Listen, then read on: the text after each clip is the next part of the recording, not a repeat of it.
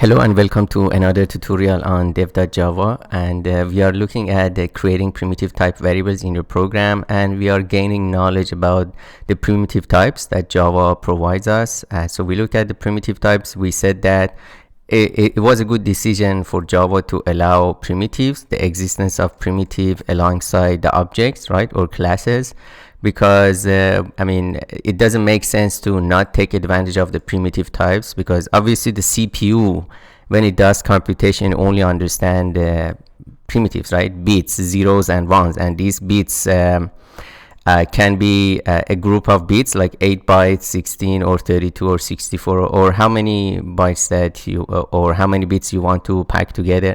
They can be interpreted as primitive numbers or some objects, the data of some objects. And we said that primitives in Java, they're all signed, unlike C++ that does allow unsigned integer or unsigned numbers or unsigned primitives. In Java, all the numbers by default are signed. There is no way to have unsigned numbers, right?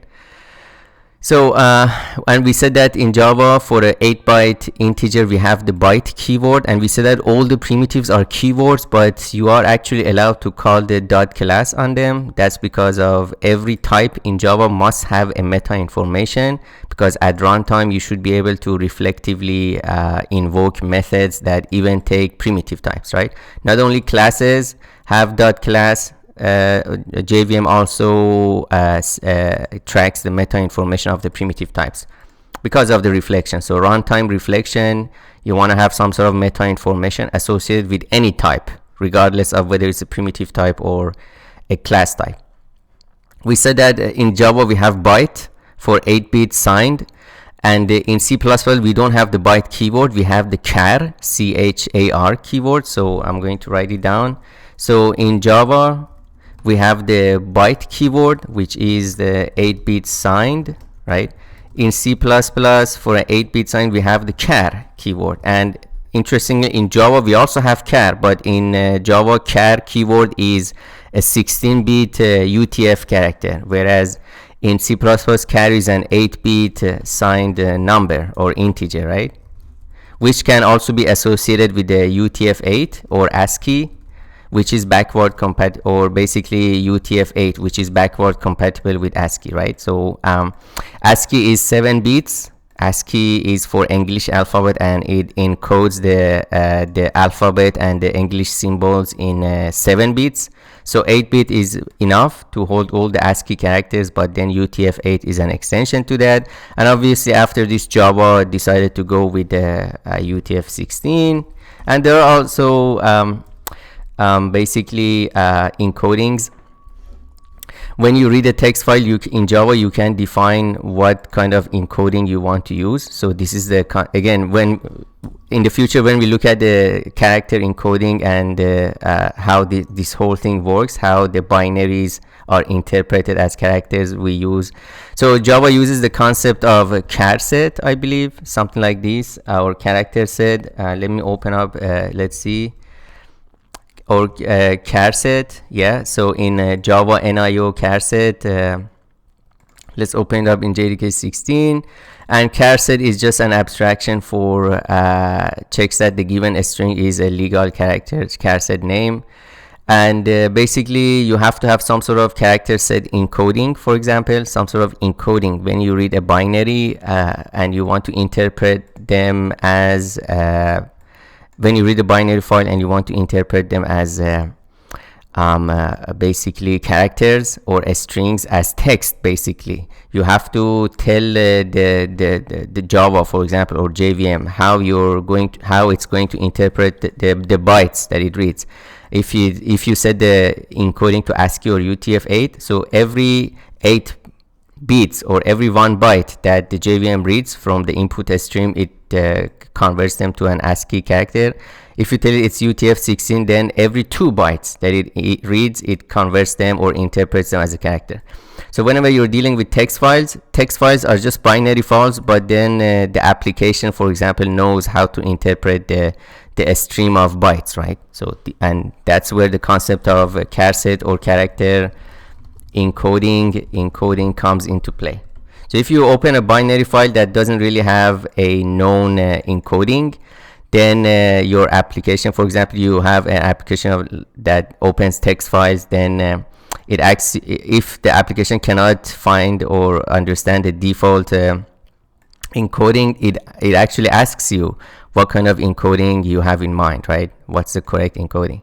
So byte, 8-bit signed integers, short is 2 bytes, or 16-bit signed integer, all right? And then based on the powers of 2, or in base 2, you have 15 bits that can have hold values, right? And then the last bit is for plus and minus sign. So we need 1 bit to hold the sign. Integer is the default, 32-bit, and when we say default, that applies to the integer literals. So integer literal means that you just type in your source code. Literals are the concepts in your source code, what you type, so that your compiler understands. In your source code, if you type an actual number 12, this is an integer literal or a number literal. So for example, I can say int x1 is 12, right?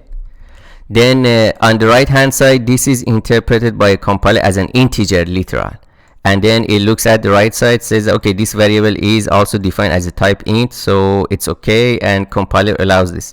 If I say this is, for example, byte, this is not allowed, or actually it is allowed, because now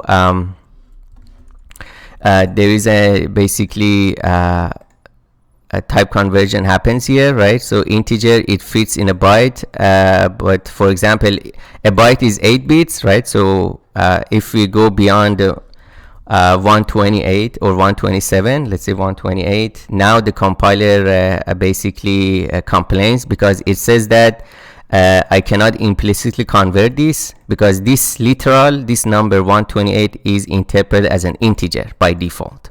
Any integer literal is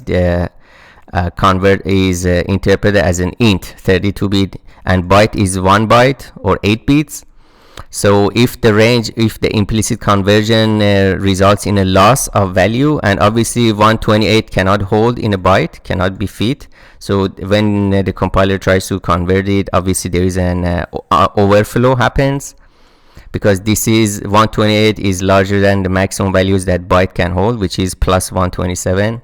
That's why the compiler doesn't allow. Now in C++, the compiler might give you a warning, but it still goes ahead and compiles. In Java, they decided to absolutely prevent this kind of conversions, but you can force it. So if I say I definitely want to force this kind of typecasting, and the compiler says, okay, I mean, I trust you know what you're doing. So if we now print out the value of x1, so we know that 128 cannot fit in a byte. Byte is a signed integer, so it goes from minus 128 to plus 127.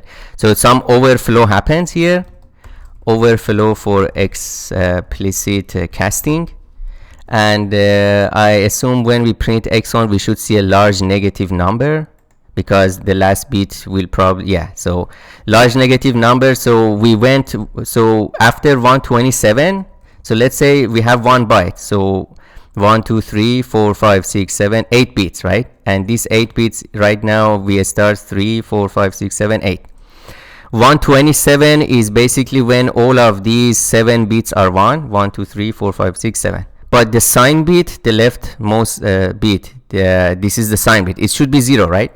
Now if we try to fit 128, you have to add 1 to it, right? And because it doesn't fit, when you add this 0 becomes 1, the rest becomes 0, right? But then because this is 2's complement, this is a signed bit, right? And what happens here is that basically this kind of translates into a negative number, and obviously we added 1, but in the 2's complement all of these are still basically 1, right? So this becomes basically minus 128. So it overflows to the maximum negative number, because we are trying to force that sign bit to flip, right? Because overflow means your sign bit has to be flipped because the value is larger, right? So same with short. So same with short. Short x1 is Let's see. In the short, we have minus 302,768 to 302,767. So this is 2 to the power of 15. And note that for integer literals, we cannot use commas, but Java allows underscore for separating x1. So let's define another variable. So you cannot use comma in integers to separate, but you are allowed to use underscore in integer literals. So you are allowed to use underscore in integer literals. Again, literal means the actual number in your source code. You literally type the characters as digits, right? And then this is just because of better readability for long integer numbers. So if you want to type an actual integer literal that has like 10 digits, I mean, it's easier to just use underscore. And typically in the base of decimal or base 10, every 3 digits we delimit them with this underscore, so it's easier to understand what is the this is 32,000, this is 767. So usually in integer literals in the source code, you see that every 3 digits are separated by underscore. And again, the compiler completely disregards this underscore, so it doesn't even see this. In the class file, you will still have the number. This is just in the source file to give more readability when you read the code. So yeah, and note that this still works fine. So if we go one more, now there is an overflow happens, right? So type mismatch cannot comment from into. The reason is that this is now outside the boundaries of short. So the compiler cannot do implicit casting, or the compiler knows that because this number doesn't fit in short in Java, an overflow happens. And if we go and tell it that, hey, I want to actually force you, the compiler, we will force the compiler to do an explicit casting. And obviously when we look at the value of x2, it should be it overflows to the maximum negative number, because the sign bit has to flip to fit this. And as you can see, minus 32,768 minus 32,768, right? So we are overflowing, and whenever you're doing mathematical operations, you have to be very, very careful. Basically what we mean is that if you define a method like foo that takes a short or a byte A, byte B, right? And this is and then the question is, what should the return type be, right? So because every method that you define, there has to be a return type. Now you can't tell it it's byte. The problem is that if for example, if you're trying to add these two and return the sum, let's call it the sum of 2 bytes. Obviously there is a problem of overflow, right? So you have to be careful about this, and a lot of mathematical libraries warn you or even give you a compile or a runtime error if they detect any overflow. So unfortunately, when it comes to mathematical operations with computers, because computers numbers obviously have a limited number of bits, you cannot have infinite. And the problem with type system, a static type system, is that the overflow and underflow always has a possibility of happening. Now in dynamically type programs like Python, you might not even hear about this kind of conditions like overflow and underflow, because it's the runtime that determines or decides what's the best type is. For example, everything is integer, but then in Python the integer type pretty much has an unlimited number of digits of accuracy, because the runtime, the Python runtime or the Python virtual machine knows what happens. It can detect overflows and automatically promote the type. In statically typed languages, you can't, because you are telling the compiler what you want, right? So you are enforcing your will, saying that, hey, I want to add 2 bytes and return a byte. But then the problem is that what you have to deal with what happens when overflow happens. Again, I'm emphasizing on this overflow and underflow situations because this is a very known problem. Then when you're trying to write some sort of mathematical function that maybe adds up numbers, you have to always be careful about that, right? Now one solution could be just to because unfortunately the problem is that in Java you cannot overload a method based on the return type. You cannot have another method with the same name that returns an int, and then you cannot say, okay, I look at the, if I check if overflow happens, if not I invoke this byte, otherwise I return an int, for example. This unfortunately this doesn't work. You cannot overload based on the return type. The only thing that you can overload on is the parameter type. Obviously the name of the method should be the same, but the type of parameters can be different. So one solution is to define another method that takes two ints and returns int. So if you pass byte, a byte can be converted to int implicitly, no problem. And then after that, the question is which one of these two are going to be called. So we will look at this example later on, but just know that for statically typed languages, because of the fact that each variable type, each primitive type has a limited number of size, basically it has a minimum or maximum size that it can hold, then overflow and underflow can happen if you add up two of those numbers. If the result of the summation doesn't fit in the actual type, then overflow happens. Now we can also look at underflow. So we have this byte, let's define x3. So we said that this goes to minus 127. Again, let's call it x3. So this is an integer literal. So on the right hand side, the compiler, when it reads this minus 127, it says that this is an integer, 32-bit number. But then it looks at the left side, says, okay, you're trying to fit it in a byte, which is 8 bits signed, and this is allowed. So this fits, so the compiler doesn't warn you about any implicit conversion because it says this fits. So there is no loss of precision, there is no overflow, underflow. And we can also go to minus 128. This is still allowed. But as soon as we go to minus 129, now the compiler gives you a compilation error. It refuses to compile. Again, in C++, based on how you set up the configuration or the flags in your compiler, the compiler might go ahead and try to fit it. So you end up with a silent underflow, which is very sometimes difficult to debug in your mathematical library if trying to do that. And then, but in Java they decided to completely disallow this kind of silent underflows or overflows, which is a good practice. So what we're going to do is we're going to force it to confit it, and then what happens here is that now we know that basically we had this 1 1 1, everything is 1 for minus 128 number in a 2's complement system. The sign bit is 1, and then you complement everything else, it becomes minus 128, right? So this is the representation. Minus 129, you have to add 1 to this, and then if you add 1 to this number, all the bits flip 0 0 0, right? And then the 2's complement is basically you underflow, right? You go so let's see what happens if we look at the x3.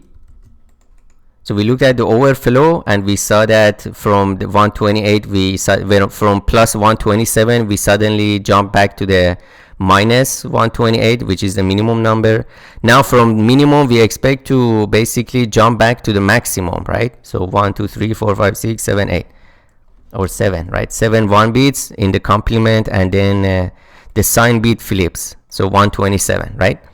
So underflow flips the sign, and if this becomes a silent problem, then it's very hard to detect. So that's why when you're trying to forcefully fit a literal into a primitive type, you have to be careful about these silent underflows and overflows.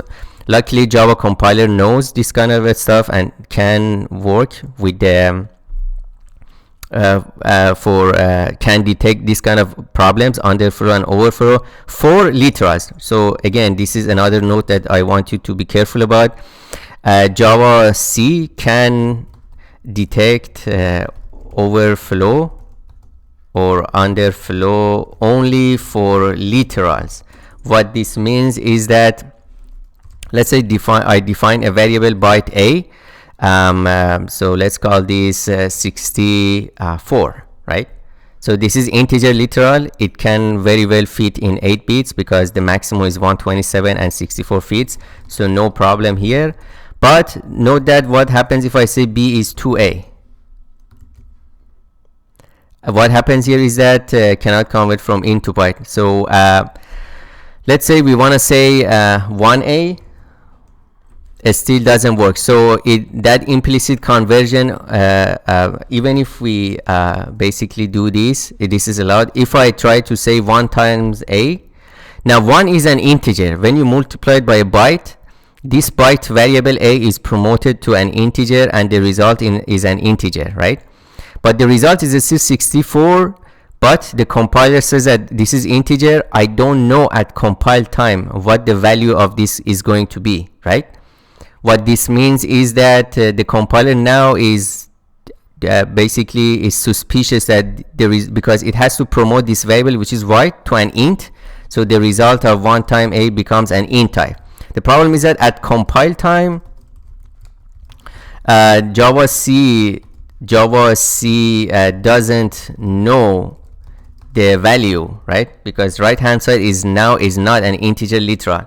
So just doesn't know. So it just, okay, I don't know what this is going to be, and I don't know if this integer is going to fit in a byte or not. So I completely refuse to compile this, because there is a chance that this is not going to fit, right? So I mean, this is still yeah. So Java C is cautious and says that, okay, this might not fit, so I just refuse to compile, right? Even if we can, even though we can actually force it, right? So actually, when if I do this type of thing, this cast only applies to a, to 1. So I think we should do the typecast to everything. So you want to typecast the result of multiplication. If I don't use this pair of round brackets, this typecast only applies to 1, right? So we want to apply to the result. Sysout B, this should work fine because we typecasted this and the value still holds, right? But if you don't do that, the Java compiler refuses, right? Now what happens now? We force this, but what happens if we do 2? Again, obviously, if we don't do the typecast, the Java compiler, regardless of whether overflow or underflow happens, refuses to compile, because it says that the right hand side is going to be int, because 2 is an int and a is a byte, but compiler has to promote it to int and then do the multiplication and assign the result to an integer. So regardless of overflow, underflow, the compiler refuses to compile. But then if you force the compiler to go ahead and feed the result of multiplication to a byte, now there is a very silent overflow, right? So let's run this. Minus 128. You were expecting 128, but 128 goes outside the range of byte, which is after 127, and then the sign bit flips, and we end up with a minimum number 128. So be very, very careful when you're typecasting primitives, especially if you know that the right hand side is a larger type like int and you're trying to typecast it to a smaller type. Be very careful about overflows and underflows, right? This is a very important topic, especially if you're trying to use these small integers like byte or short. I mean, typically if you use int by default or long by default, usually you don't worry that much about underflow and overflow, because these can hold very large numbers, int and long. So you don't really worry that much. But when you go to byte or short, this kind of small integers, then you have to be careful about overflow and underflow. So integer, we talked about it, 32-bit sign, 2's complement. In Java SE8 and later, you can use int data type to represent an unsigned 32-bit integer, which has a minimum value of 0 and a maximum of 232 minus 1. So it says that int, in fact, even int allows a unsigned integer, right? Use the integer class to use int data types as an unsigned integer. See the section, the number class. So you can use the integer wrapper class to work with unsigned integers, but usually, I mean, you don't care that much about that, because this integer holds very large number or very the range of numbers that the integer can hold is very large. So usually these are not the type of numbers that we deal with. In reality, in practice, the range of integer numbers are much smaller than this range. So signed integers are fine.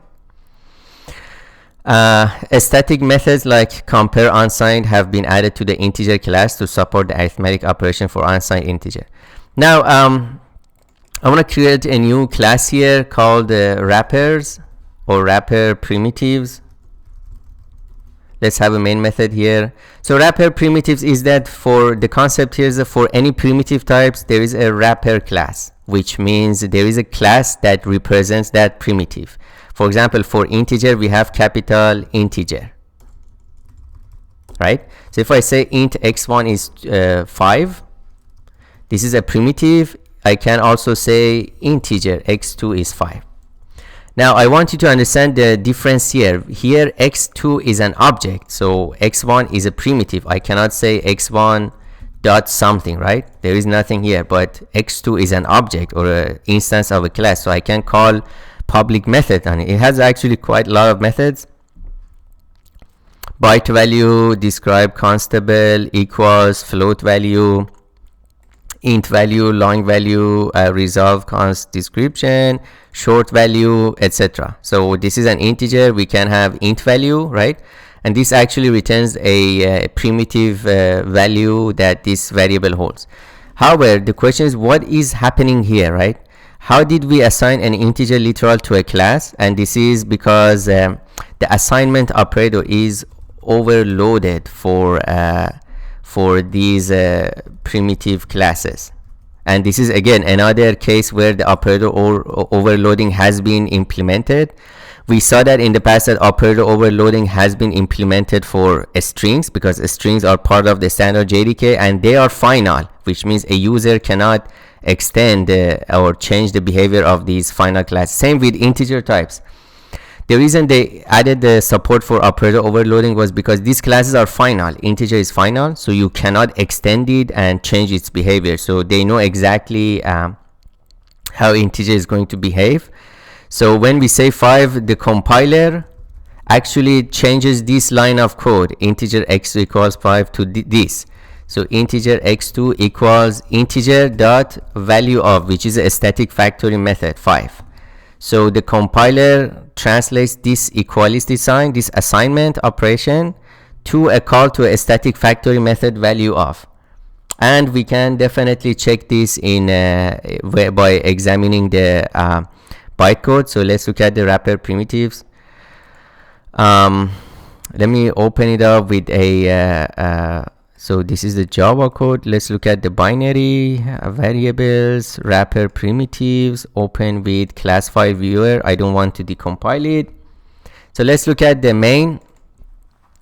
So iconst 5, this is it says load an integer or push an integer constant, and the value is 5 to the stack of the JVM, Java Virtual Machine, and then it says that store an integer at position 1 on the stack. Position 1 corresponds to the variable x. So these two operations or bytecode says that okay, basically as load or save a value, a constant integer 5 to a variable, and then next one is we are doing that integer, capital integer assignment for x2. So it again loads the constant 5 and pushes on the stack, and then it's invoking a static method. What is it? Java lang integer class value of. The signature is that it takes an integer and returns a class or object of type integer. So it translates that assignment to a call to a static factoring method, and then it says that a store. A refers to a reference objects, not a integer or a primitive type. Says that a store this reference object, which is x2 on the stack, and then return. So the first line of code, which was int primitive x1 equals 5, translates to 2 lines of bytecode, and then the second line translates into 3 lines of bytecode. All right. So integer 32-bit. Long is the longest integer that JVM supports, which is 64-bit. In C++, in most of the platform today's, you can have actually longer than that. For example, 128-bit. I think in C++ you have something like long as a primitive, something like this. Java decided to not allow this. Instead, Java decided to provide a class called the big decimal. So Java says that if you want to go to a longer than 64-bit with full precision, let's say you want to have a 128-bit integer, then there is no point of having a primitive to support that. Just use a class, big decimal, right? Obviously, this means that working mathematical operations with primitives is much faster than mathematical operations with the classes, like big decimal. But Java decided to just provide this. So if you open up this big decimal, it's part of the, let's see which package it is, Java Math. It's in the Math package. And then it extends number, implements comparable. So big decimal is immutable, but it's not a final class. So because you can actually change its value. I think it has setters and getters. You can look at the documentation for this to get familiar with the methods. But the point here is that if you want to go beyond the 64-bit integers in Java, you have to go with the class route using the big decimal class. And then after the integers, so let's look at the long 64-bit. These are very long numbers, very large numbers. From Java 8 and later, you can use long data type to represent unsigned 64-bit, and use this data type when you need a range of values with those provided by the line. The line class also contains methods like compare unsigned, divide unsigned, etc. And then after the integers, we have two floating point numbers, which means these have decimal points after the digits, and they can allow fractions. Float and double. Float is 32-bit, double is 64-bit. These use the floating point numbers. If you're not familiar with what floating point numbers are and how they're represented in memory as zeros and ones, I recommend you to search Google for this kind of notation. So here's the deal. The deal here is that with numbers in computers, what do we have? We have only zeros and ones, right? 0 1 1 0 0 1 1, right? The question is, it's very easy to assign this as or interpret this as an integer, right? We just say that it's base 2. So the first bit is multiplies by 2 to the 0th power. The second is 1, etc. We also saw that it's not that difficult to introduce the concept of positive or plus or negative numbers. We just keep one bit for sign. So unsigned integers, signed integers are very easy. They're not difficult to represent in a computer memory as zeros and ones. The question is, what about fractions, like fractional numbers? These are the problems, right? Let's say I want to represent 10.5 as binary. And so how do we do that? And there are ways to represent this, and eventually they came up with some standard notations, how many bits to assign to the exponent, how many bits to assign to the, for example, to the magnitude, etc. So you can just Google this kind of standard IEEE 754. The floating point notations, I think these days are pretty much standardized for all platforms or operating systems. Java decided to use this standard, which is a well-known standard at this point. Its range of values is beyond the scope of this discussion, but is specified in the floating point types, formats, and values section of the Java language specifications. As with the recommendations for bytes and shorts, use a float instead of double if you need to save memory, because every float is 32-bit, every double is 64-bit, so you save half of the memory if you need. If you know that your range of values basically fit in a float.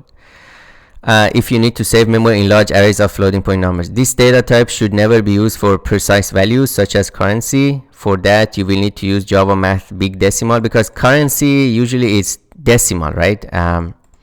and you don't want to lose any precision, especially with float and doubles. There is also the concept or the problem of overflow and underflow, because if you add two very large 32-bit numbers, the result might not fit in a 32-bit number, so you end up with overflow and underflow. Again, 1 bit is still reserved for the sign because these floating point numbers are still signed. Numbers and strings chapter covers big decimal and other useful classes provided by the Java platform. So what I like to point out very quickly is the precision of floating point literals in Java.